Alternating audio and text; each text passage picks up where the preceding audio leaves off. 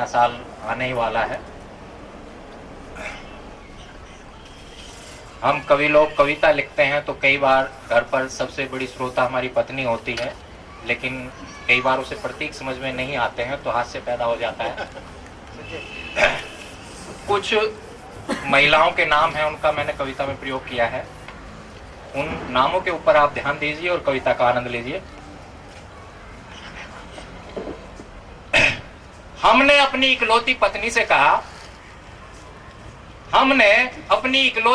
से कहा, पिछला वर्ष कुछ खास नहीं रहा, इस साल तो मत करवाओ हमारा फजीता, नए साल पर बैठ के लिख लेने दो शांति के साथ नई कविता।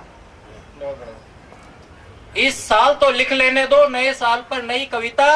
इतना सुनते ही वो तो ताव में आ गई और सीधे सीधे अपनी औकात पर आ गई।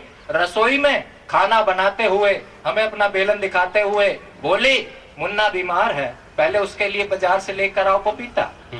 घर में कोई मेहमान आ जाए क्या खिलाओगे, आटे का पीपा पड़ा है एकदम रीता। और शर्म नहीं आती, मुझे छोड़ शांति के साथ बैठकर लिखना चाहते हो नए साल पर नई कविता। हमने पत्नी को समझाया, देखो अगर शांति के साथ नहीं बैठने दोगी तो प्रेरणा नहीं आएगी। देखो अगर शांति के साथ बैठकर नहीं लिखने दोगी तो प्रेरणा नहीं आएगी। बिना प्रेरणा के कैसे लगाऊंगा मैं कल्पना के सागर में गोता, और बिगर कल्पना के तो कविता का जन्म ही नहीं होता।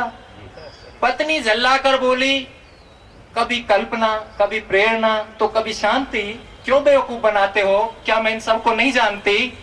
अरे यही सब करना था तो घर गृहस्थी क्यों बसाई, उस समय तुम्हारी अकल गई थी मारी, अरे बने रहते अटल बिहारी। धन्यवाद।